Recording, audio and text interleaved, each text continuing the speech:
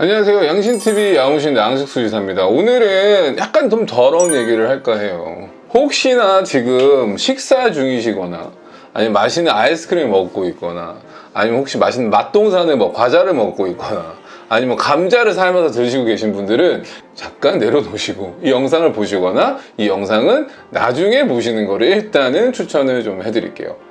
바로 오늘 고양이처럼 생각해봐. 오늘 양신TV에서 준비한 내용은 바로 고양이의 변 냄새는 왜 이렇게 고약할까?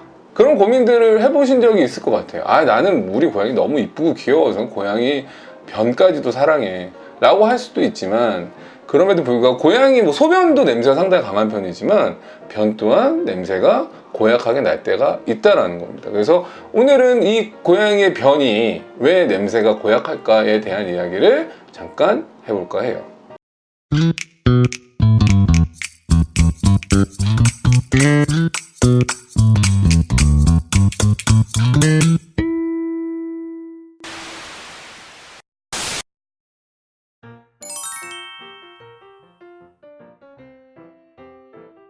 고양이 정상 대변이라고 하면은 보통 횟수도 중요하고요, 모양도 되게 중요해요. 그래서 맛동산이라는 표현이 괜히 나온 게 아니잖아요. 보통 저희가 먹는 맛동산 같은 모양을 띈 게 대부분의 정상 대변의 모양이라고 할 수 있고요. 두 번째는 정상적인 대변을 하루에 한 번 내지 두 번 정도를 보는 경우가 많다. 사람도 그렇잖아요. 모닝동이라고 해야 돼, 모닝동. 아침에 자고 나서 대변을 보통 보는 경우가 많기 때문에. 왜냐면 축구 시즌이라서 아침에 이제 지난 밤에 있었던 축구 하이라이트 보거든. 해외 축구 EPL 보면 배댓이 항상 그런 거야. 이거 지금 화장실에서 볼일 보면서 보세요.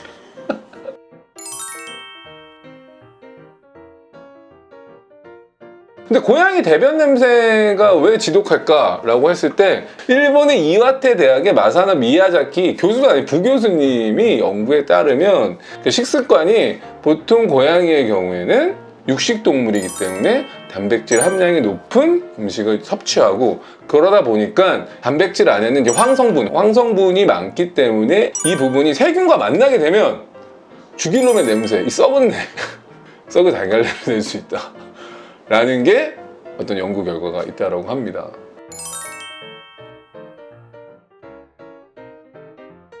대변 얘기할 때는 항상 이제 자가 진단이 좀 필요하죠. 많이들 물어보세요. 우리 아이가 설사를 해서 왔어요 라고도 하거든요. 근데 저희가 보통 대변을 가지고 설사를 진단하는 데는 1번부터 7번까지 나눌 수가 있어요. 그럼 1번이 제일 좋은 변이냐? 아닙니다. 1번은 토끼똥 같다고 해가지고 이거는 변비에 가까운 거예요.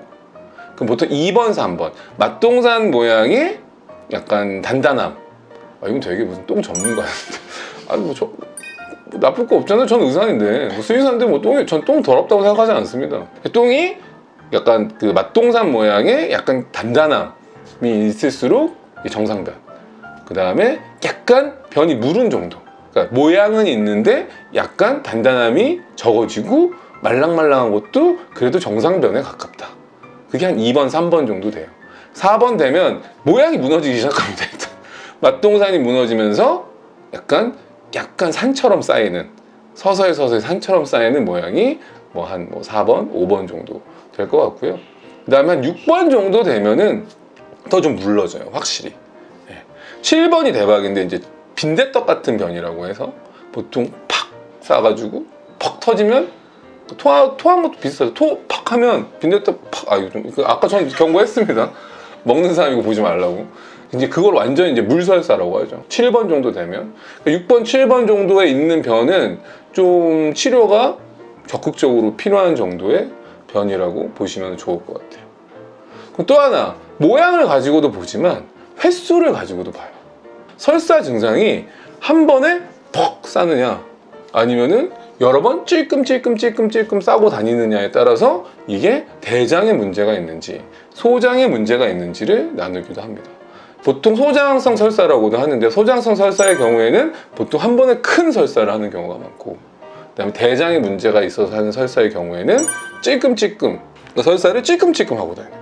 그리고 이제 혈액이 좀 묻어 나온다던가, 대장성 설사의 경우에는 출혈이 약간 끝에 동반하는 경우도 있고, 소장성 설사에서 출혈이 동반하는데 큰 양이 돼서 혈액이 묻어, 이건 되게 위급한 문제라고 보시면은 좋을 것 같아요.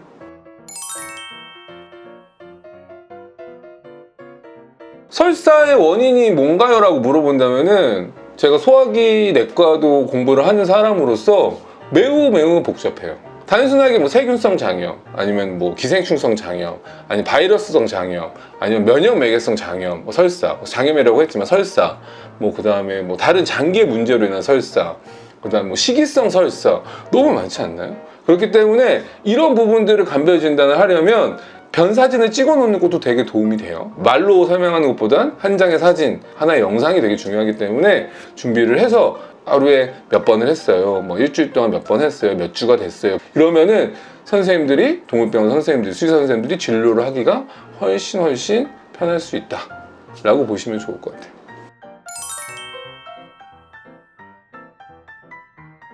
뭐 시중에는 유산균 제품을 좀 급여해보는 것도 도움이 될 수도 있어요. 근데 이제 너무 많이 먹게 되면은 유산균을 위해서 장내 세균층이 깨져서 또 설사를 또 유발하는 경우도 있기 때문에 적정량의 유산균을, 맞는 유산균을 주는 것도 하나의 도움이 될 것 같고, 아니면 이제 소화력이 떨어져서도 냄새가 나거나 설사하면 당연히 더 냄새가 나겠죠. 그렇기 때문에 이제 소화력이 떨어졌다, 이 사료가 안 맞는다 그러면 사료를 바꾸는데, 사료를 바꾸는 거는 브랜드를 바꾸는 건 아닙니다.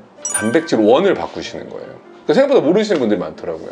얘가 처음 먹는 사료가 뭐 A라는 회사의 닭고기 베이스, 닭고기가 주 단백질 사료였다 라고 한다면, 다른 회사로 바꾼다면은 뭐 그냥 뭐 닭고기가 아닌 뭐 연어라던가 생선류라던가 아니면 돼지고기, 소고기, 약간 이런 다른 단백질 소스가 들어간 사료로 바꿔서 단백질에 대한 반응을 보는 거지, 이 단백질에 안 맞아서 약간 뭐 설사를 한다 그러면은 아예 다른 단백질 소스를 찾아보는 것도 도움이 될 수가 있겠죠. 간혹 냄새를 냄새로 덮으려고 모래 향이 많이 나는 복숭아 향이나 라벤더 향을 쓰시는 분들도 계세요. 고양이 특징상 과도한 냄새가 나는 화장실을 싫어할 수도 있어요. 그렇기 때문에 그거는 모래가 뭐 모래로 덮는다, 냄새로 덮을 경우에는 좀 유의가 필요하다.